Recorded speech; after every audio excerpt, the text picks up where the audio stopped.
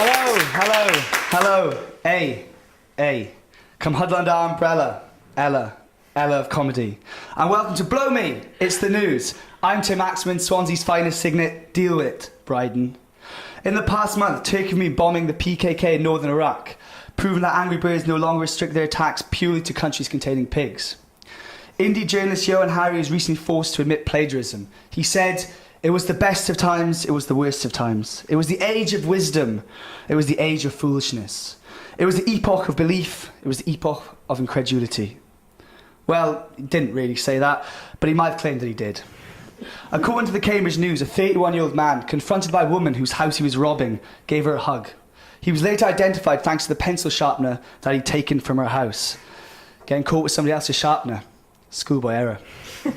I'm delighted to introduce to you four of the finest funny people that Cambridge has to offer. In Team Jobs are Pete and Temmie, and making up Team Gates are Bryony and John. Welcome to the show, guys. Right, so let's see who's been... Thanks for inviting us, Tim. I was a bit nervous before you said that, but It's so much better. Yeah, I thought we were outstaying our welcome. Right then, let's see who's been keeping their ear to the ground. Team Jobs, can you tell me why Jamie's future is bright and why things are looking up for Greece? Yes, yeah. Yes, you you can. you say why Jamie's future is bright. I thought you said that. But yes, I know what you meant because, well... Because yes, I'm psychic.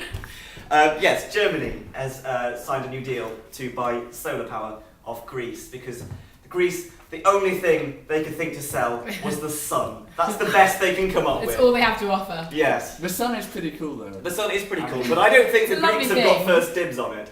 I think anyone can sell the sun. They don't own it. Well, They don't own the sun. There's a few things I really like about this story. One, it's called Project Helios. Because anything related to Greece, they have to talk about ancient Greece.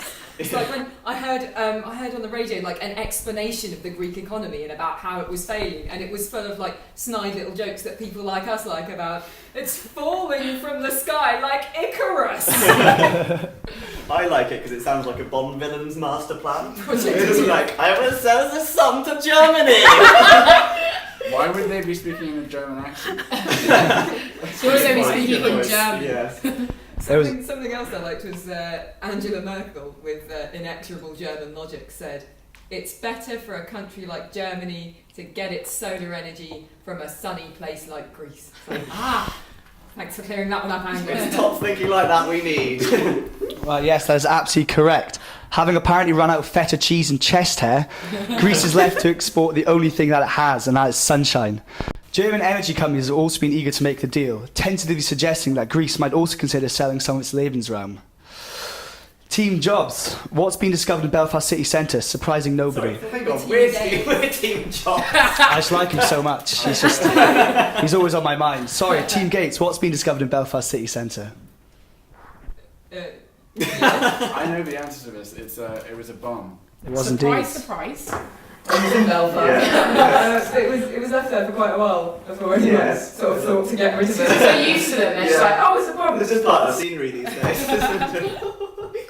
It's This true. is, If you talk to people from Northern Ireland, they'll just be like, "Nah, bombs." I remember Yeah. my friend. Really? Yeah, Genuinely. Such Like, nonchalance. my friend here, I was going out for coffee with him, and he's from Northern Ireland, and he sort of like looked at a text and laughed, and I was like, "Oh, who's texting you?" And he was like, "Oh, it's just my friend back home. There was a bomb scare in the city centre, but she was just like, oh, can't be bothered, just gonna keep on shopping." The bank got blown up. It's like, oh, okay. I remember there was a bomb scare in Westminster while I was rehearsing for something, and somebody else in the cast, like we were walking past, we were like, "Oh my god, it's a bomb scare.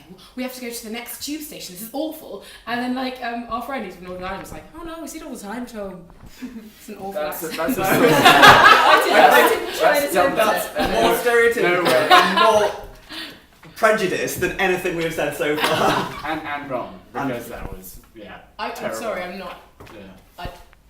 Well, the answer is in fact completely correct. Police have discovered a bomb in the Sandy Row area of Belfast, which frankly wouldn't really make the news anymore if it wasn't for that they'd probably left there for about 4 days, which just goes to show that even the IRA can't be bothered anymore.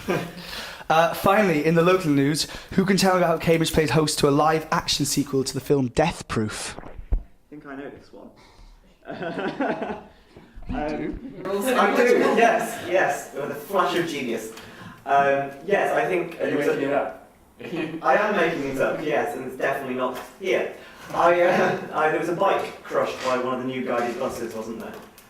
Which sounds awful until you realise that the bike had been being trailed by this bus for quite a few minutes. The cyclist had his earphones in, couldn't hear the fact there was a bus. How loud was he listening to his music that he couldn't hear a bus behind him?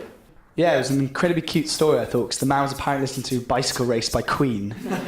Or The Wheels on the Bus, probably, or 10 million bicycles in Beijing and one less in Cambridge. You're just making this up as you go along. I think I am. I don't really know the man. I haven't checked his Through iPod. iPod. I've been thinking about this for 3 minutes, sitting here brooding my answers over. Well, I don't know, Cambridge cyclists are used to quite a lot, when you're sort of going up Trumpington Street the wrong way and someone else is coming towards you with human bones in their bike basket.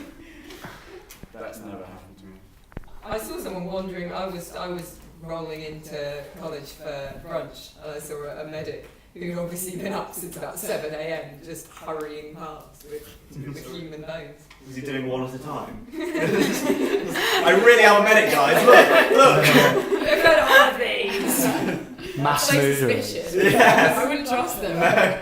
You see that man with the bones? Yeah, medic. Yeah, definitely. One of those medics, the axe-wielding medic.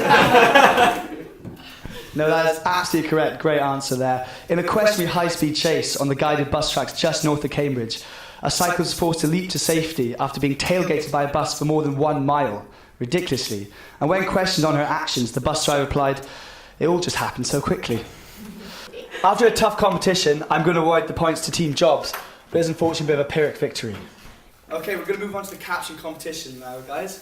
We sent an elite reconnaissance unit to life on Thursday night as part of a study of the group alumni known as Freshers. Teams, have a look at these photos, please, and tell us what you think is going on. So, guys, what do you think about this photo? Bob the Builder's had a makeover. I would. And some surgery. Been paying for my tuition fees by working on the Olympic site. What do you think he's studying for? Is YMBA? Oh! He was so proud of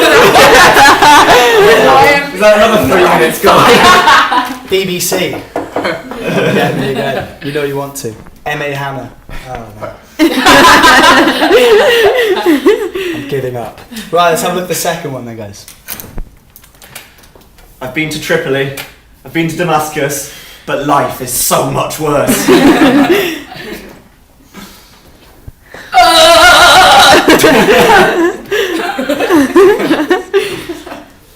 That's I absolutely can't brilliant. beat that.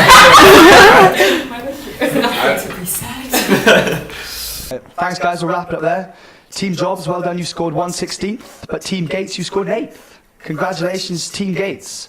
Right, guys, we're going to move on to advice for supervisions now. A large part of studying in Cambridge involves supervisions, small study groups with a postgrad or a fellow, as apparently it's dangerous to leave students unsupervised. So, guys, what advice can we give on supervision? Team Jobs, any thoughts?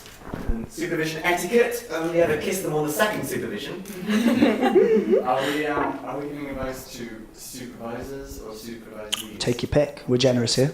I don't have anything real. I'd say one thing, don't fall asleep in one-on-one supervisions.